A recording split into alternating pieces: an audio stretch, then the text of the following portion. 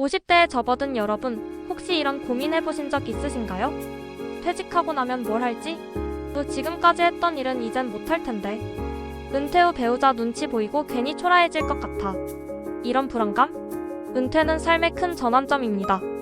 처음 3개월은 퇴직 허니문이라고 해서 홀가분하지만 6개월 정도 지나면 심리적으로 가장 힘든 시기를 겪어요. 지금 50대에 미리 준비하면 은퇴 후에도 현역으로 당당하게 살아갈 수 있는 비법과 평생 자격증 전략을 공개합니다. 가장 중요한 건 재직 중에 준비를 시작해야 합니다.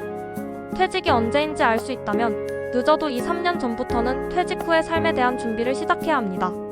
어떻게든 되겠지라는 막연한 생각은 금물입니다. 먼저 자격증 선택 핵심 원칙 알아두세요.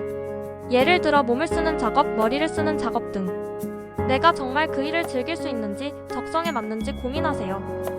다음은 구인 공고가 많은지, 나이 대비 진입 가능한 일자리인지 반드시 확인하세요.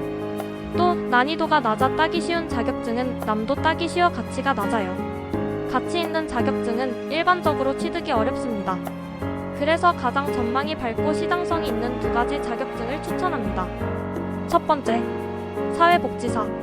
장점, 사람에 대한 복지 지원은 AI 시대에도 수요가 줄어들지 않아요. 일자리가 많고 사무 업무가 중심이라 경험이 있다면 적응하기 쉬워요.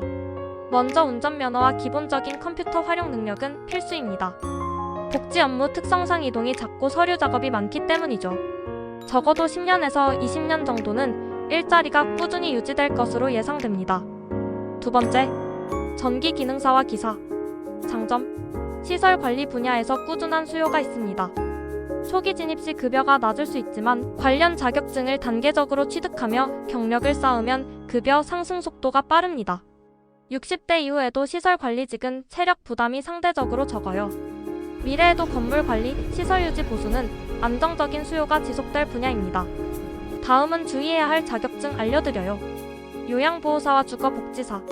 일자리는 많지만 심리적, 육체적으로 무척 힘든 경우가 많아 실제 재취업 후 이탈률이 높아요. 다음 지게차 등 중장비 자격증. 취득 자체는 어렵지 않지만 초보자에게는 경력 쌓기가 매우 어려워요. 사고 위험 때문에 일을 잘 맡기지 않아 따고도 쓸모없는 자격증이 될 수 있어요. 또 주택관리사. 50대 초중반에 취득해야 경쟁력이 있습니다. 60세에 취득하는 것은 너무 늦을 수 있어요. 또 전기, 소방 등 다른 기술 자격증을 함께 요구받는 경우가 많아요. 마지막 드론 자격증. 유망하지만 재취업 시장에서는 아직 구인 공고가 극히 드뭅니다. 방재, 방역, 촬영 등 특정 분야에 한정되며 이미 경쟁이 치열해요. 이어서 은퇴자가 미리 준비하지 않아서 후회하는 것들 알려드릴게요. 퇴직 후 다른 선택지가 없어 어쩌다 창업하는 경우가 많아요. 첫 창업 후 3년 이상 버티는 확률은 44.6%에 불과해요. 준비 없는 창업은 노후 자산을 한 번에 무너뜨릴 수 있는 가장 위험한 선택입니다. 요식업, 도소매업은 진입 장벽이 낮아 경쟁이 더욱 치열해요. 따라서 미리 간접 체험을 통해 창업 경험을 쌓고 진지하게 사업 계획서를 작성하여 위험 요인을 점검해야 합니다. 또 재직 중에 도움이 될 만한 사람 20명 정도는 꾸준히 만나 소통하며 진로에 대한 조언을 구하고 새로운 기회를 찾아야 해요. 특히 먼저 퇴직한 선배나 거래처 관계자 등 나와 다른 정보 채널을 가진 사람들이 큰 도움이 돼요. 그리고 퇴직 후 지원할 분야의 구인 공고를 참고해 기업이 원하는 경력과 역량을 이력서에 맞춰 작성해야 해요. 기존 경력을 모두 내세우기보다는 지원하는 일과 관련된 강점을 어필하는 전략이 필요합니다. 또 퇴직금을 연금으로 받으면 퇴직소득세가 30에서 40% 줄어드는 등 세제 혜택이 훨씬 유리합니다. 국민연금, 퇴직연금, 사적연금을 연계하면 웬만한 노후 생활비 시스템은 구축할 수 있어요. 하나만 더. 은퇴 후 소득이 줄어도 소비는 쉽게 줄어들지 않아요. 퇴직 전에 미리 가계부를 작성하여 지출 규모를 정확히 파악하고 부부가 함께 소비를 줄이는 연습도 해야 해요. 정부 지원 꿀팁도 알려드려요. 먼저 실업급여 및 조기재 취업수당. 실업급여는 당연히 받을 수 있지만 무작정 다 받는 것보다 조기재 취업수당을 노리는 것이 유리합니다. 실업급여 수령기간의 2분의 1 이상을 남기고 재취업하면 남은 금액의 절반을 일시불로 받을 수 있어 경력 단절 없이 경제적 혜택을 누릴 수 있어요.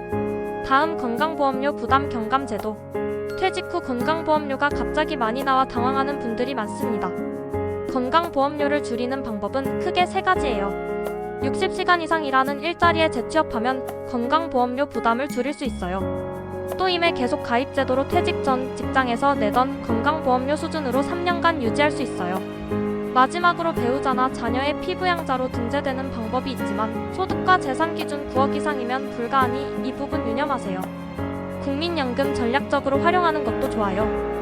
조기 수령하면 매년 6% 감액되지만 당장 소득이 필요하거나 건강이 좋지 않은 경우 고려할 수 있어요. 또 연기연금 신청하면 수령 시기를 늦출수록 매년 7.2% 증액되므로 건강하고 소득 활동이 가능한 경우에 유리해요. 내일 배움 카드로 교육비 지원도 가능해요. 월 300만 원 이상 근로소득자, 자영업자 중 작년 매출 1억 5천만 원 이상인 사람은 제외하고 교육훈련비로 기본 300만 원에 추가 200만 원까지 지원받을 수 있어요. 노후는 빨라지고 세상은 변하고 있어요. 과거의 방식만을 고집하면 안 됩니다. 여러분의 노후 목표가 무엇인지, 무엇을 하고 싶은지 명확하게 설정하는 것이 중요합니다. 건강, 관계, 직업, 재무, 여가, 그리고 관리. 이 6가지 삶의 영역에서 균형을 찾아 나가세요. 궁금한 점이 있다면 언제든 댓글로 남겨주세요. 구독과 좋아요, 알림 설정 잊지 마세요. 감사합니다.